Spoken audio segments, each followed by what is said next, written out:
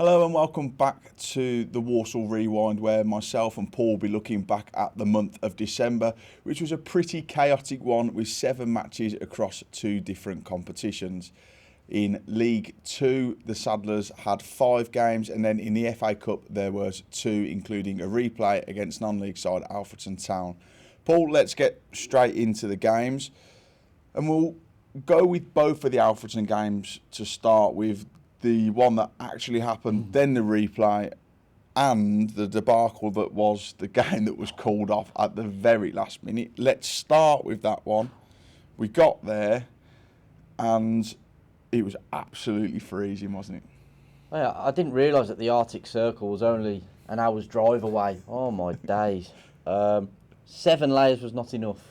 What a freezing cold day that was. Oh, it feels like a lifetime ago now, doesn't it? We've had such a long, busy month of December, but yeah, I remember getting there very early that day. It was a 12:30 kickoff, wasn't it? So we were there by sort of 9, half 9 in the morning. The covers were still on.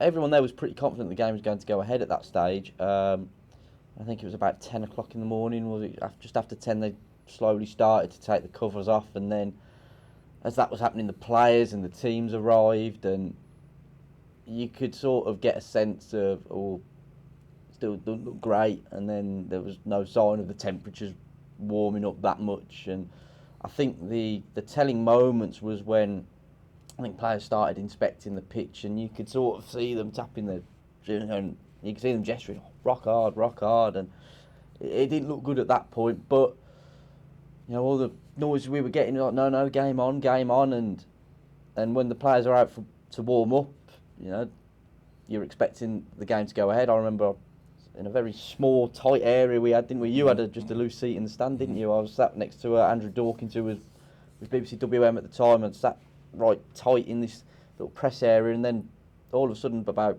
10 minutes, 15 minutes before kick-off, we're hearing game off. So obviously I go and check the facts and make sure that is correct, speak to the match manager, and then confirm it to me, and then I just try to find out what's changed in the last half hour or so, and then she got the word and the explanation from the referee, and then by the time that was put out in the public domain, it was about 4 minutes before kick-off. So it was a crazy afternoon, and I think everyone who was there probably felt perhaps that decision could have been made early, but obviously TV cameras were there, and I think they did everything in their power to try and get the game on. And I think the referee explained how, as the pitch was exposed, it got more chance for the cold temperatures to eat at it, and got to the point of no return. But I think the right decision was made in the end. There were some ridiculous rumours flying around after the game, absolutely ridiculous, but for the safety of everyone involved, it was the correct decision. Yeah, it was, and I think it got to the point where, like you say, the moment they took the covers off, because it was so early in the morning when they did do it, the moment they took them off, there was frost evident already on the pitch. And had that game not been on the telly, it would have probably been called off the night before, but everybody was doing everything possible to try and get that game on.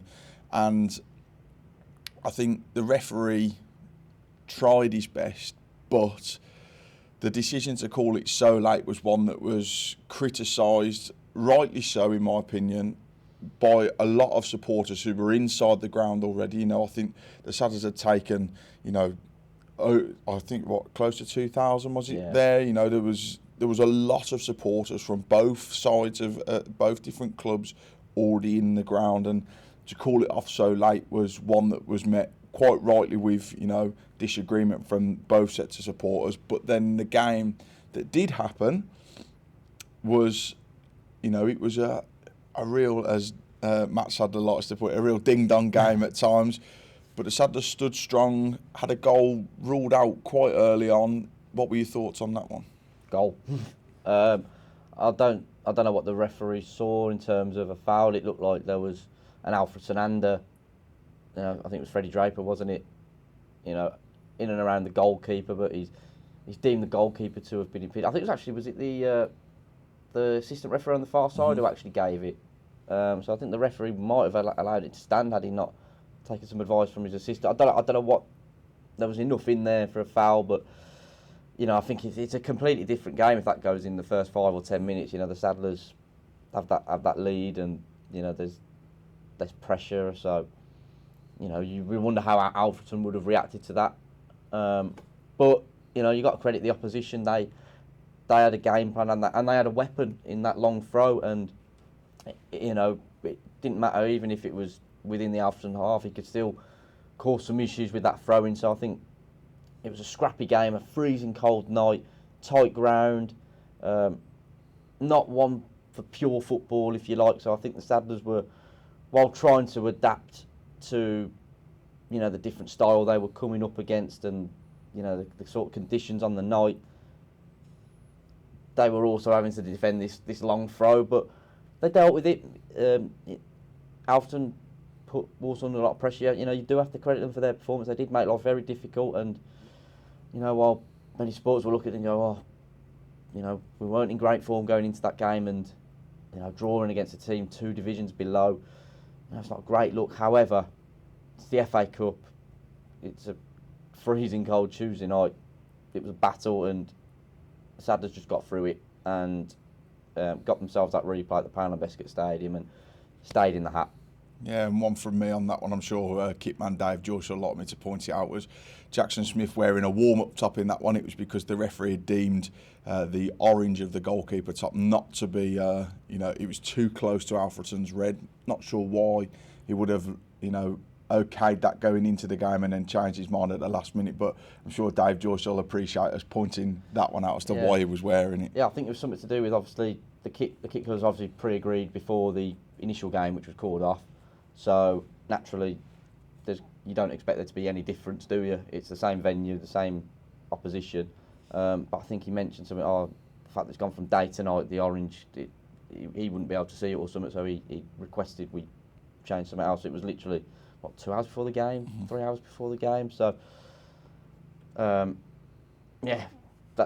that. But we move on. Yeah, we do, and we'll move straight into the game that was played here. I know there's a game. It was a Notts County in it, but we'll come back to the league stuff in a minute. But to come here on that Tuesday night, the replay game, potential banana skin, as most FA Cup games are against lower league opposition.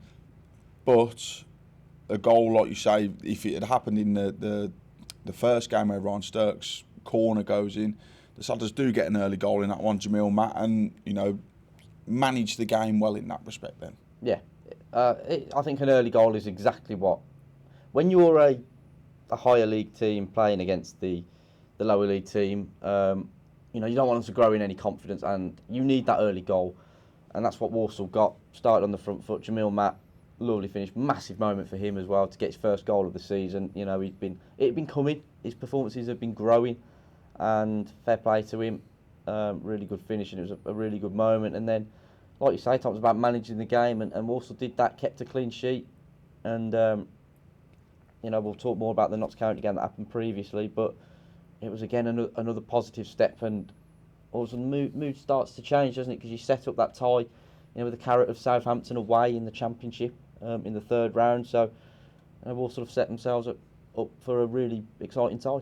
Yeah, they have, and we'll go into the league action now, and it started in the month of December with, on paper, what looked like a real challenging trip to Notts County, and like you say, we were going into that one on the back of perhaps not in the best form, and everybody would have looked at it, particularly outside the 4 walls of the football club, of should be a standard, straightforward win for Notts County because of where they are. But there was a quiet confidence within the group, within everybody that was there from a Saddlers perspective, that they could get something out of the game. And Notts County, other than the header and from Aidan Baldwin, who obviously put the home side ahead, and then the save that Jackson Smith makes from Dan Crowley. But other than that, they didn't have too much in the game, and the 2 goals from Oshin McKenty in the second half rightly got the Saddlers 3 points on the road. Excellent away day, really good performance. I think I'm right in saying that's when Matt Sadler went back to the 3 at the back system for the first time in a number of weeks, and I'd highlight that as a real turning point Obviously, Priestley Farquharson returned at the back end of November. I think his first game was away at Barrow.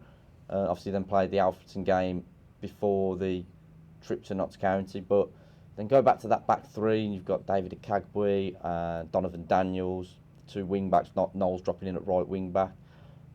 Then it was Comlin, McKenty, and Stirk, and I think Matt Sadler had sort of gone back to the system that he wanted to play right from the off. You know, the team had worked on in pre-season, so I think that proved to be key. And you know, you saw some brilliant moments from like Donovan Daniels stepping into midfield and Brandon Comley covering and mopping up. And I think in that first, before Notts County's goal, Walsall were well in the game, you know, winning the ball back in some really good areas, just couldn't quite get that final ball. And obviously Notts County take the lead. Like I say, Jackson Smith makes a vital save at 1-0 to keep the Saddlers in it. And then that second half, it's all Walsall, it's one-way traffic. Again, it's that press that's absolutely killing Notts County. And two excellent goals from Oshie McKenty. That second goal, it's a thunderous finish. And you know, I think there was a really good crowd of away fans there, and it turned out to be an excellent victory, and it, you know, sort of surprised everyone. In front of the owner as well, Ben Boycott was over from America, who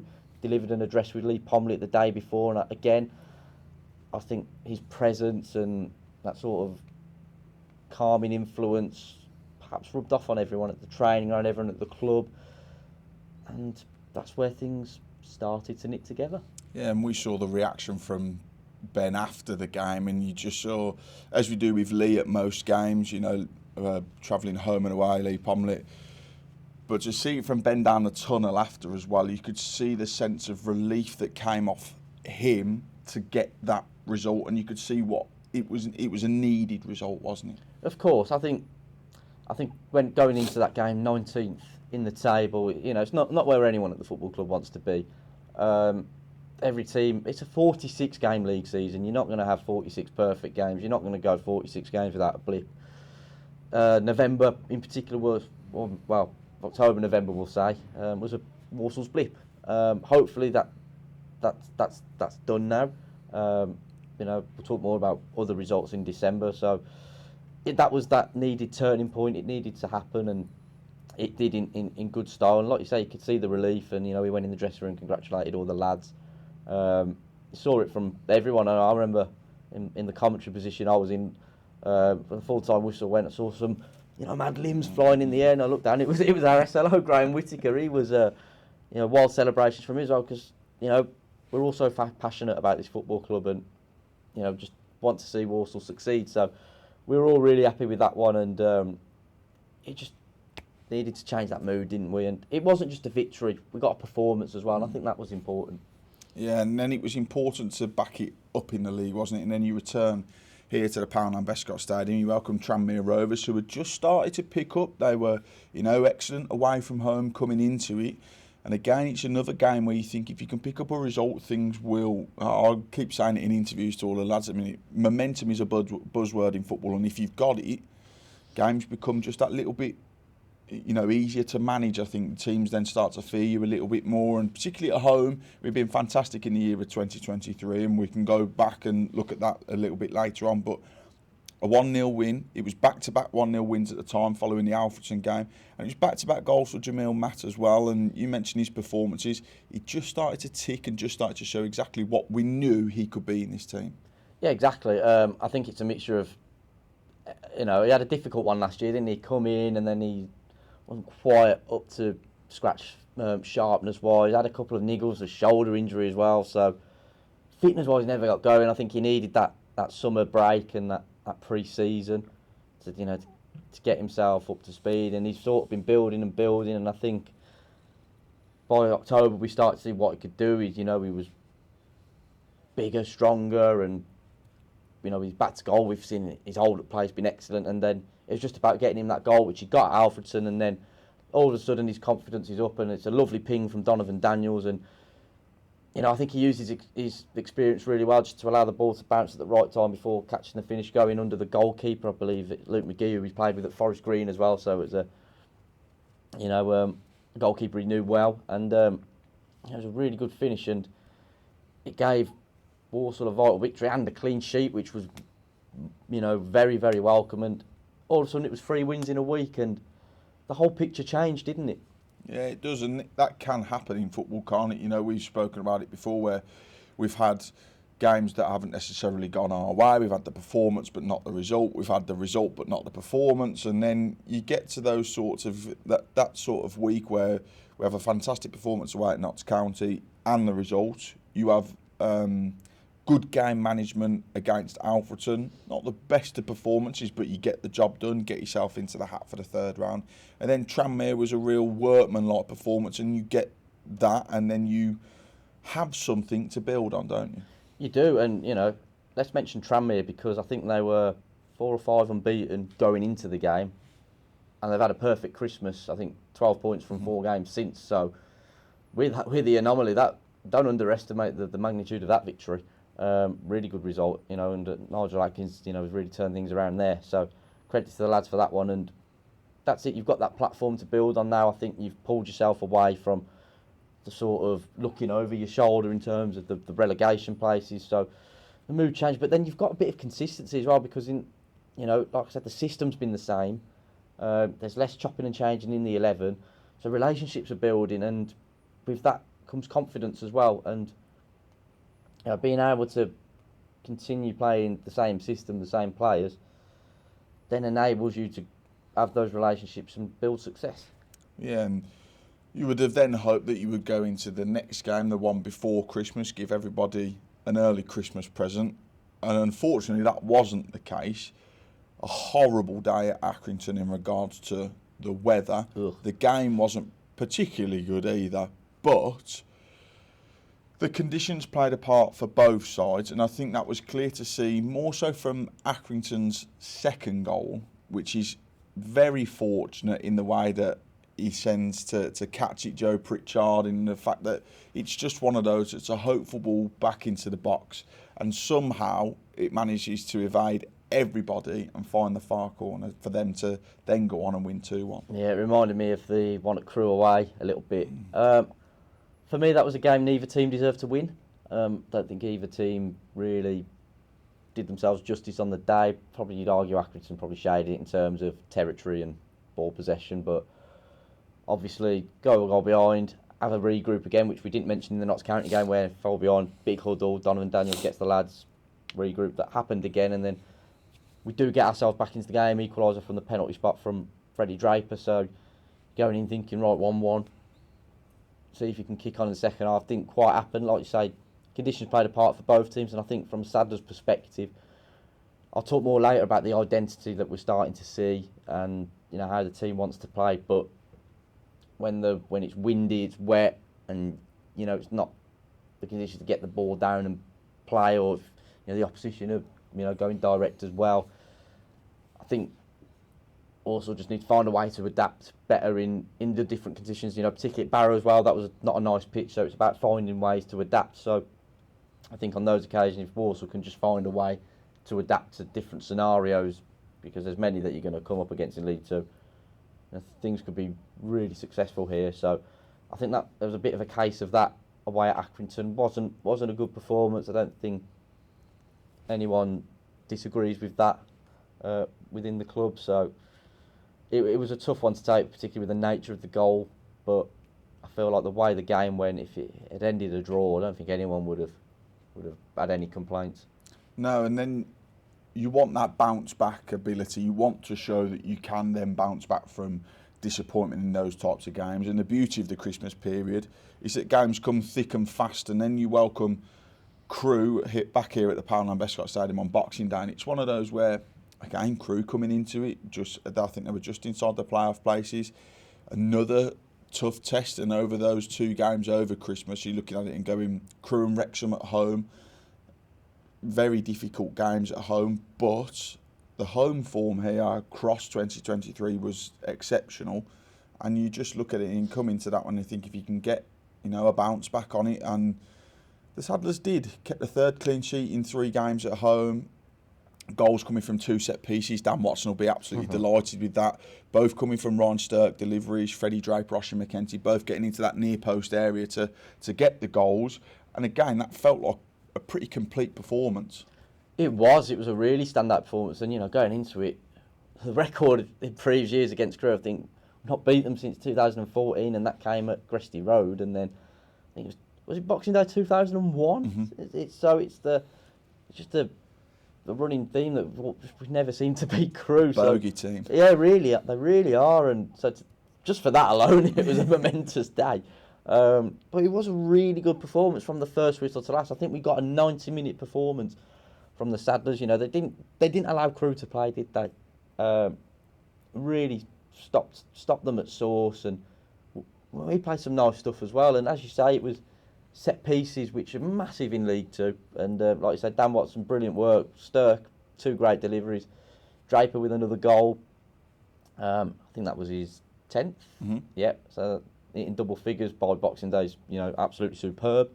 And then Oisin McKenzie as well. That's his 6th of the season. Absolutely flying. And it was just a complete performance. Really good day. Clean sheet as well. And again, just the same system, similar players playing together.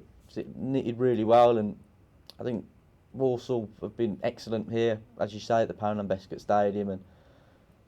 And I think the home form, there's just something about it where they like playing. I don't know whether it's the crowd, get great support here, or the pitch, the sort of size, and it's not like an Alfreton where everything's on top of you, and perhaps it suits us a lot better. But to have home form like we've had, I think just 2 home league defeats so far this season, it's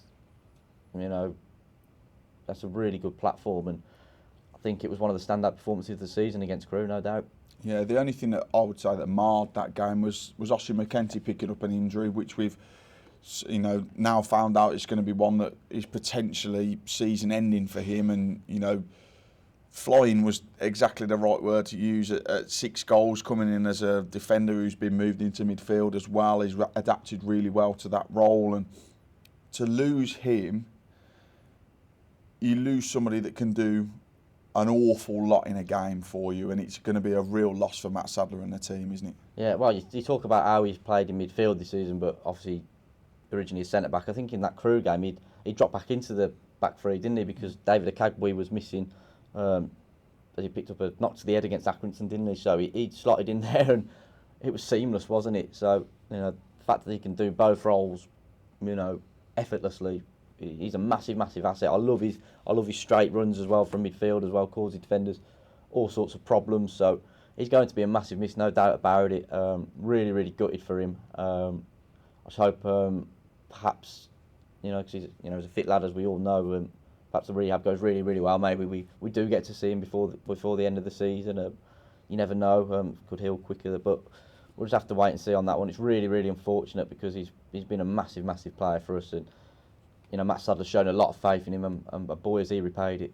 Yeah, he has. And then losing Oisin, then saw Dave come back into the mix against Wrexham, and you mentioned fitting in seamlessly. He did exactly that, and he's one that's gone under the radar a little bit, in terms of his performance. He's constantly improving, and he was the unlikely source of somebody to lead a counter-attack in the last couple of moments of a game against Wrexham, which was a real high-intensity game, but a game, one that the Saddlers, I would say, dominated 80% of and got their just rewards with a 3-1 win. Well, if we thought Crewe was the standout performance of the season, Walsall versus Wrexham said, hold my beer. Yeah, that was a fantastic performance from the lads. I think, again, another 90-minute performance, wasn't it? I think Wrexham played better than Crewe did. Paul Mullin is their best player for me. I think he's an absolute handful.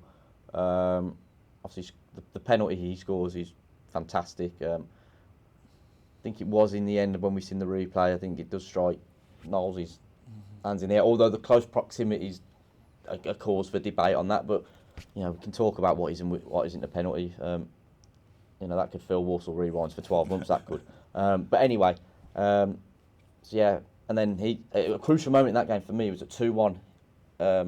Mullin crashes one against the bar, and not long after, David Akagwe ventures into unknown territory, sort of gets his shot away, and then, of all people, Taylor Allen, finally his first goal for his hometown club. I was so pleased for him, but I think the story that trumps that is Jack Earing, first starting exactly a year to the day.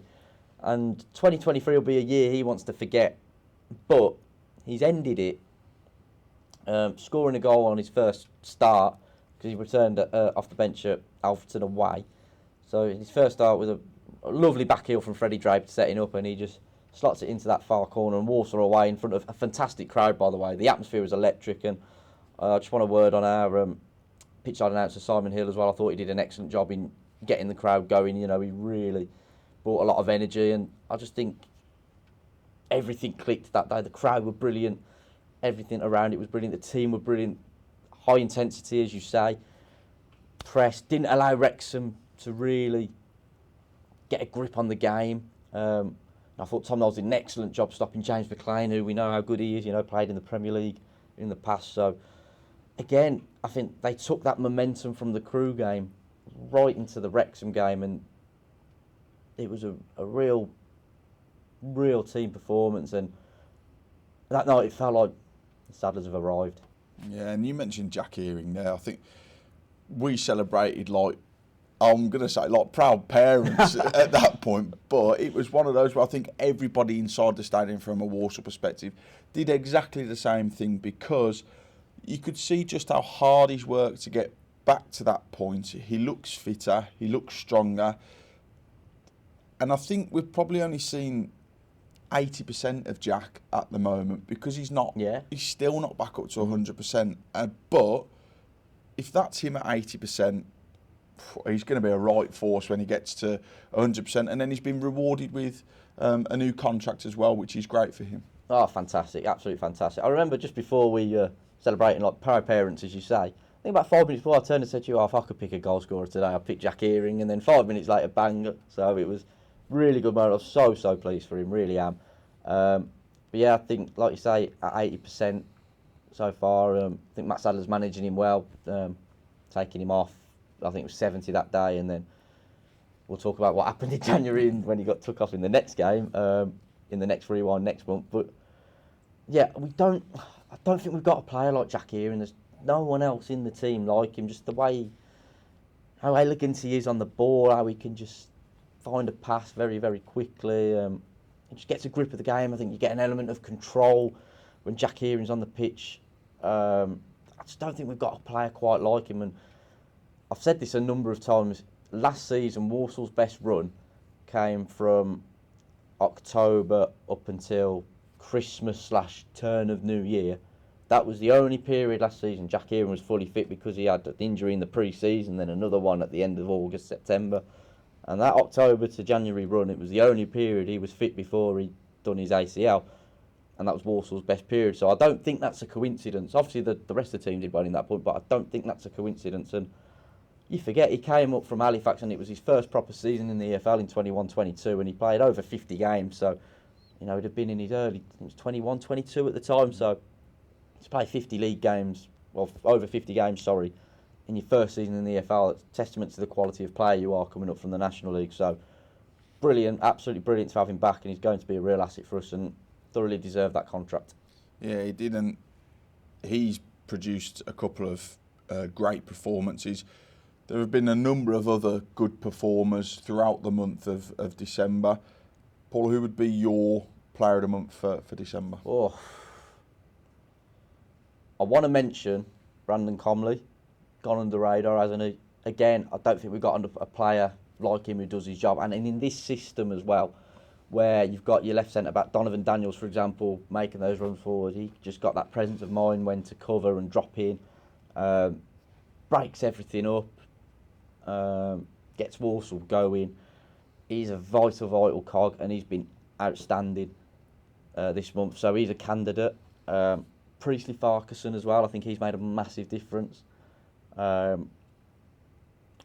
think Jackson Smith as well deserves a shout. Actually, I think he's been brilliant. Obviously, deputising for Owen Evans as he got injured at Barrow, and played every game in December. And obviously Owen Evans is back fit now, and Jackson Smith's kept the shirt. So, kudos to him. So, I'd say those are my three. I might have three. Well, I'll let you have three, but I'll pick one from your three. And I think, rightly, you're right to mention Brandon Comley because his work goes a little unnoticed at times. He sort of he cleans everything up in there, and I think Matt Sadler mentioned him almost as a general sort of thing. He's exactly that in midfield. But for me, I think the biggest contributor for me that has seen us the change in results, the change in form, has been Priestley. He's an absolute man mountain at the back, and he really complements what Donovan and Dave add to the team as well. And I think having him as the central defender in all of that has just been what sort of, put the Saddlers in an upward trajectory in the month of December. And I think for me, he's going to be my player of the month for December. Yeah, I'll agree with you there. We'll give it to Priestley. You know what? There's been some games where he's reminded me a bit of Manny Monte. Just the way he uses his body, shepherds the ball and stops attackers getting past. He's big, he's strong. He's got a bit of pace about him as well. And like you say, complements Donovan and David Akagbe really well. And it's a good relationship they're starting to build. So again, that consistency is important, isn't it? Yeah, and in the month of December, the Saddlers scored 9 goals. You can now vote for your goal of the month over on our social media pages. Goal of the month is brought to you in association with the Yellow Ribbon Podcast. The Yellow Ribbon Podcast is a topical show that has previously had guests such as Ian Roper and Kevin Wilson. We've picked 4 goals for you, and what we'll do is we'll pop them up on our social media pages just after this has gone live over on our official YouTube channel. So what you want to do is head over there, choose your goal of the month, and then after the votes have been counted over on the poll, we'll announce the winner later on in the week. Paul, we've reviewed December. Let's review all of 2023. Can be quite difficult to cram it down into a couple of minutes because of everything that's happened there. But have you got a moment from 2023? Have you got a game that sticks out in your memory from 2023 that you want to talk about? There's a few moments. I think the occasion of Walsall v Leicester City in the 4th round of the FA Cup, just the whole day and the build-up around it was a moment. I think everyone was buzzing with that one. The team were in good form at the time. Premier League club coming to town, seeing the Poundland Biscuit Stadium full with 10,000 people, was a joy.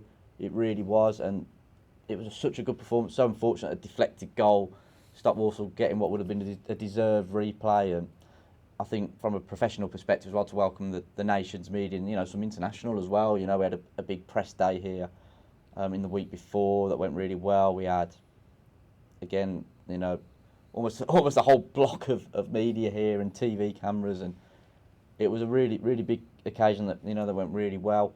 So that day was standout. I think in the summer as well. I remember the sort of buzz when Danny Johnson came back as well. When working on that announcement was a big announcement at the time. That was quite a standout moment, and that's when I got really excited for the season. And then in terms of games, a few that stand out to me, I think Stockport away in the FA Cup.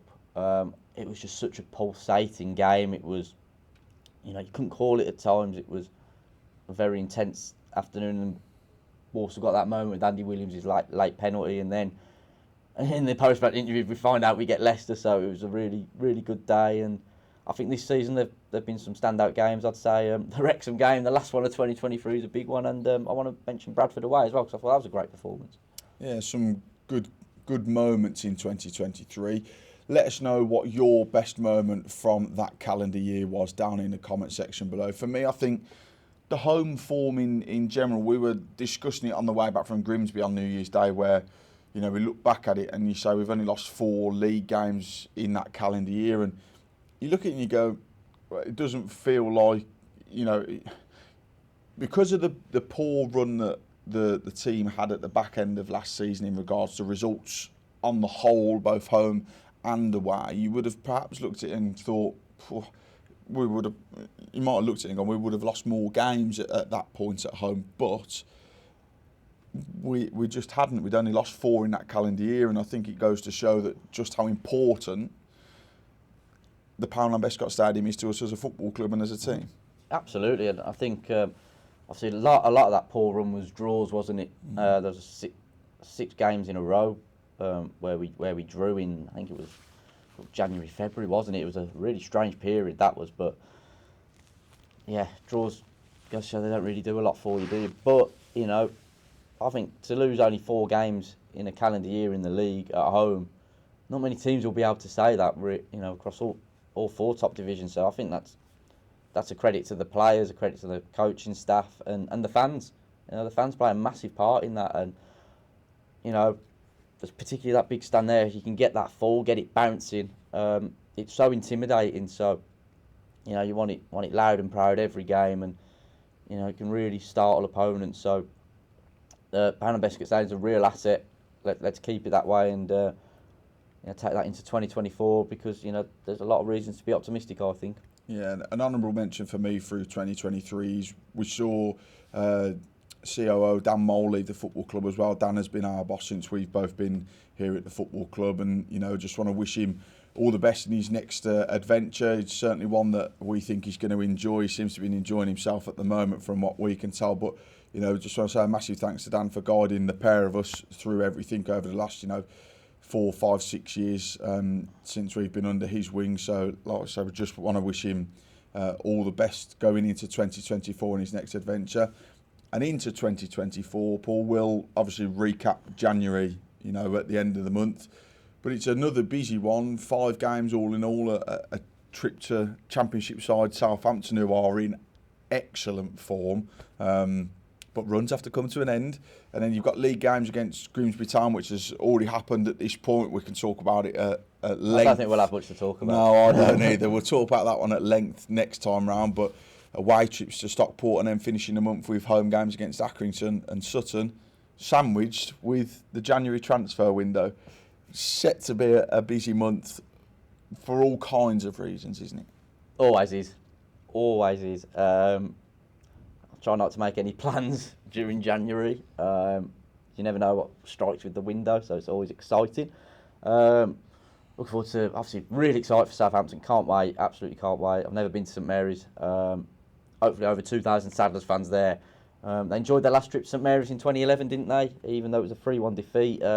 Well, both teams enjoyed that game as Southampton got promoted, Walsall stayed up. So Saddlers fans enjoyed their last trip there, so let's hope it's equally as memorable. Really good moment to go and test yourselves when you're in form, to go and test yourselves against another informed team. But like I say, everyone's got to come to an end, and why not?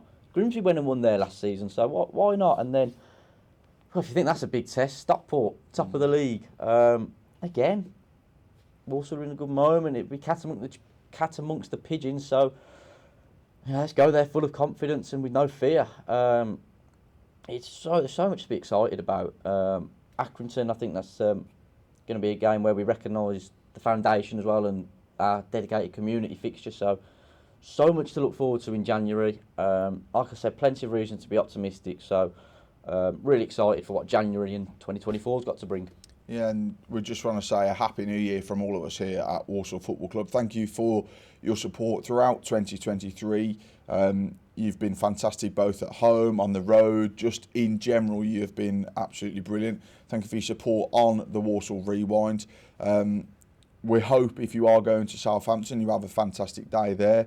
Tickets will be available on the day as well. No price increase in place in that one. If you need more information on that, just head over to our official website and you can find out all the details you need from that one. The final thing for me to say again is thank you for joining us on December's Walsall Rewind, and come on you Saddlers.